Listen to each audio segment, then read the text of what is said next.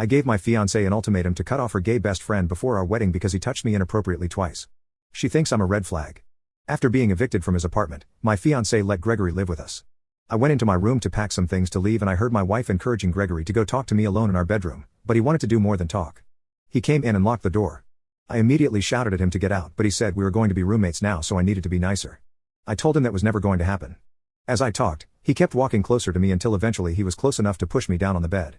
I tried kicking him off me, but this time, his grip on me was strong. He tried to give me head and it still haunts me to this day. I screamed for my fiancée to come in and help me, but he said she let him do this. I eventually managed to get him off of me and I punched him.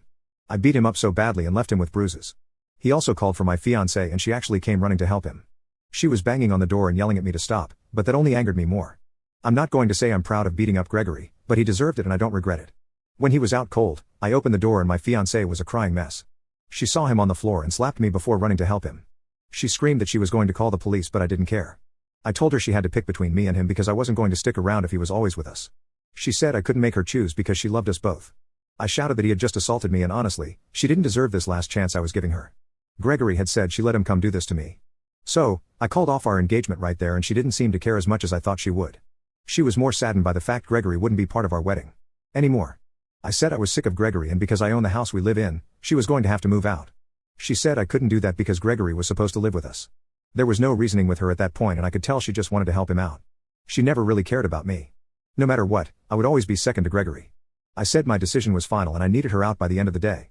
She told me I was showing so many red flags and she's sad she missed them before. I couldn't believe she had the audacity to say that as she was holding a literal assaulter in her arms. I let her know that I would be gone the whole day and if her stuff wasn't packed by midnight, I would have her thrown out. I left after that and went to my friend's place where I told him everything that happened. He said he was willing to let me stay the night if I wanted and was really angry for me. Even after beating up Gregory, he still thinks I underreacted. He didn't think my fiancée would ever react like this. He asked if he could call her to tell her off and I didn't stop him. Mostly because I wanted to see how she would react this time. She answered and went on a whole tangent about how he's friends with an abuser and he shouldn't trust me.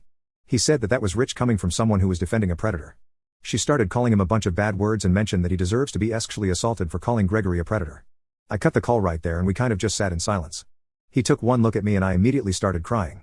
Whoever this woman was, she's no longer my fiancée or my future bride. She's a horrible person and that single sentence got rid of any feelings I had for her. I didn't take my friend's offer to sleep at his place because when midnight came around, I went to my house.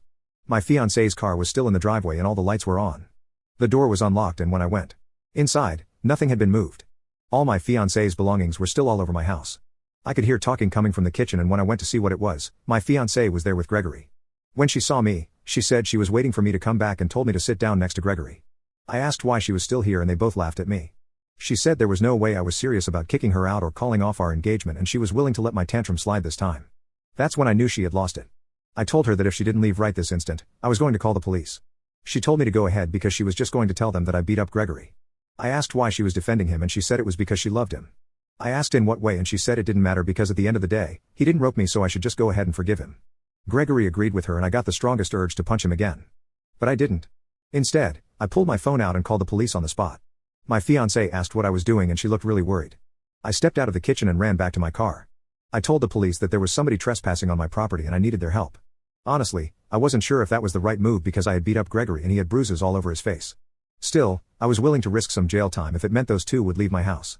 The police showed up and I told them that my ex-fiancée was in my house with an intimate assaulter and I feel unsafe in my own home. They went in there but a police officer told me I couldn't go see what was happening. I was stressing out waiting to see what would happen, but then I heard a lot of commotion. Like things being thrown and yelling. When everyone finally came out, both Gregory and my fiancée were in handcuffs. A police officer had blood on his forehead so I can only assume my fiancée attacked him. She kept shouting at me that this was my fault and Gregory doesn't deserve to go to jail. The police officer who went inside the house told me that I didn't have to worry about them anymore because Gregory actually had a history of assaulting other people but he was always bailed out and my fiancée attacked him so she was also going to be spending time in jail. With that, they left and my house has never felt emptier than ever but I'm glad that's over with.